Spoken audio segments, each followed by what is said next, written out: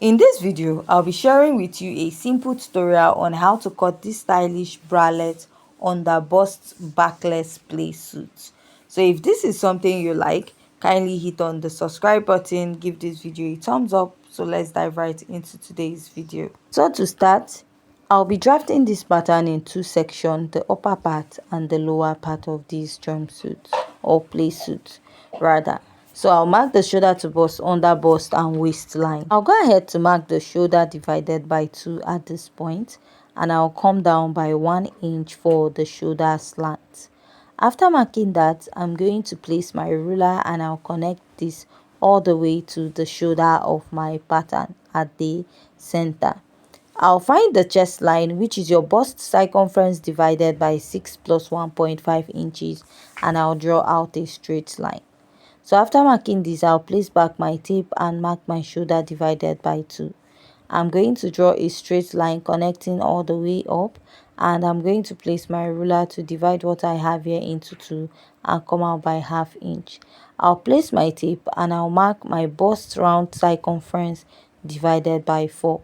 Now I'm going to connect this all the way up and connect this my bust round measurement divided by 4. Now the next measurement I'll take is to insert the bust measurement divided by 4, add ½ inch to it. I'll mark the under bust circumference divided by 4, add ½ inch.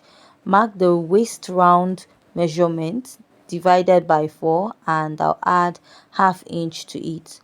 Now I'll go ahead to connect my pattern from the waist to the under bust and to the bust. Now this is what I have.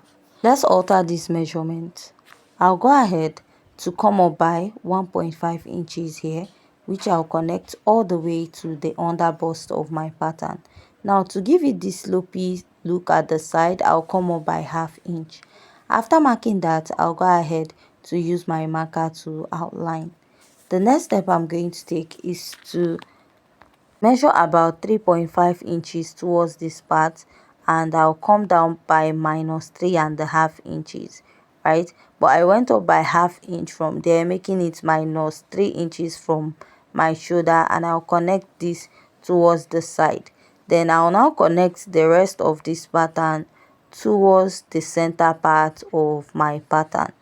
Now this is what I have here, and I'll outline the lower part.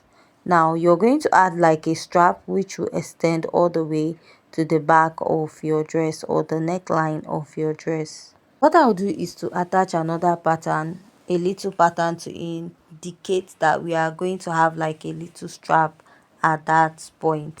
Now after marking this, you also want to shed out this underbust, slash and spread, because if you notice there's a slight gathers or ruche effect there.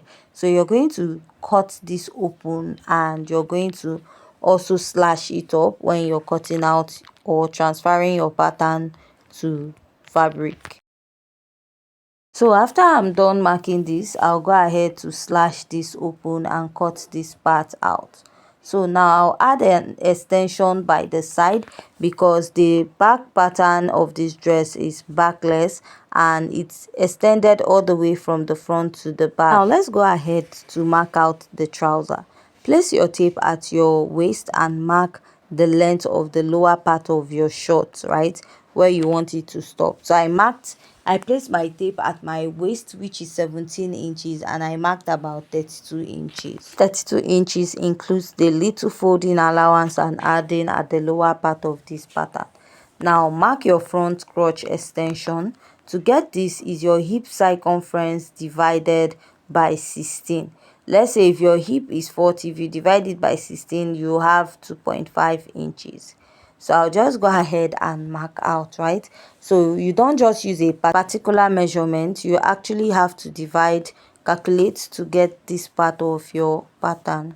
I'll place my tape and I'm going to mark 8 inches, which will be serving as my hip point, right? And I'll go ahead to draw out a straight line at that point. Here is the waistline of my pattern. Next is to mark your crotch, and to do that you can divide your hip by 10 inches. But since this is a free pattern or free short, add extra 1 inch to 1.5 to each. I'll just go ahead to connect this for the crotch curve. Here, mark the waist circumference divided by 4 and just add 1 inch for your sewing allowance. Here now, mark your hip circumference divided by 4. This is a free short. You can add additional 1.5 to 2 inches to your measurement and add extra 1 inch stitching up allowance. So I'll just maintain that measurement I have at the hip all the way down because it is free at the lower part. Then connect from your waistline all the way to the hip point of your pattern, right? So this is what I have here, and I'll blend it out. I'll go ahead to blend this down all the way down and then cut out this pattern. So this is what we have for the front. Let's cut out the back pattern. I'll place this on a fresh pattern paper. We are not going to do much here.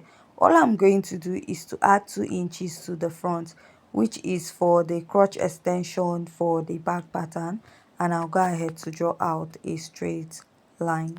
After drawing out a straight line, I'll place my pattern there, right? Now, if you notice I left space at the top, I'll be leaving about 1.5 to 2 inches. This is for the butt allowance at the back of your dress. So after that, I'll just go ahead to outline the lower part of this pattern. So after outlining, I'll also outline the side. Now if you notice, I'm taking what I have at the hip up because the back part of the trouser is free, right? You have to add an elastic. So what I'll do is to connect from there all the way to that extra 1.5 I added, and I'll outline this part out first. Go ahead to extend the back crotch extension, right? I'll mark out that line. So at the front, I'll be adding 2 inches here. So the back pattern is actually free and you're going to add an elastic to it. So from that 2 inches, I'll connect to the crotch and then reconnect. So this is what I'll be having for the back, and I'll go ahead to cut it out. So after cutting out your pattern, you also want to go ahead to cross check if it is in order, and this is what I have for the front and back, and I'll trim it out.